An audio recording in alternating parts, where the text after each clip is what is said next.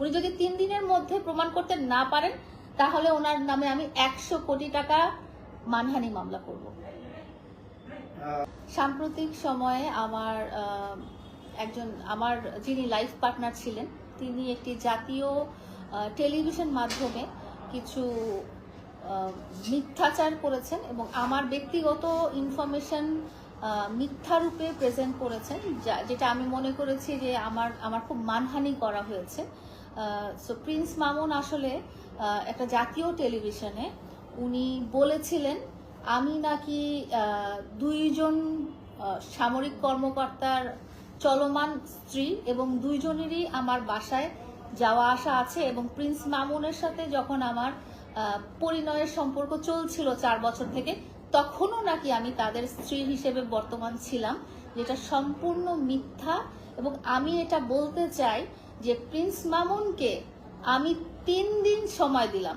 এই 3 দিন সময়ের মধ্যে ওনাকে প্রমাণ করতে হবে যে আমার 2 জন সামরিক কর্মকর্তা স্বামী বর্তমান আছেন এবং প্রিন্স মামুনের সাথে চলাকালীন সময়ে এবং এখন পর্যন্ত আমি বিবাহিত, এই জিনিসটা বলে উনি দাবি করেছেন একটা জাতীয় টেলিভিশনে। এটা ওনাকে 3 দিনের মধ্যে প্রমাণ করতে হবে, নিউজ মিডিয়াতে সবার সামনে এনে প্রমাণ করতে হবে। উনি যদি 3 দিনের মধ্যে প্রমাণ করতে না পারেন তাহলে ওনার নামে আমি 100 কোটি টাকা মানহানি মামলা করব।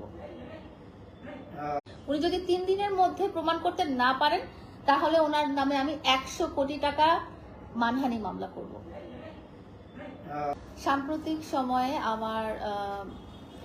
আমার যিনি লাইফ পার্টনার ছিলেন তিনি একটি জাতীয় টেলিভিশন মাধ্যমে কিছু মিথ্যাচার করেছেন এবং আমার ব্যক্তিগত ইনফরমেশন মিথ্যা রূপে প্রেজেন্ট করেছেন, যেটা আমি মনে করেছি যে আমার খুব মানহানি করা হয়েছে।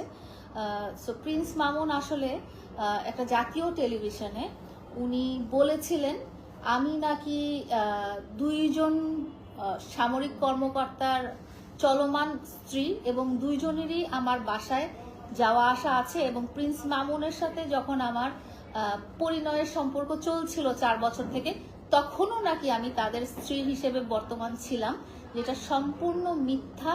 এবং আমি এটা বলতে চাই যে প্রিন্স মামুনকে আমি 3 দিন সময় দিলাম।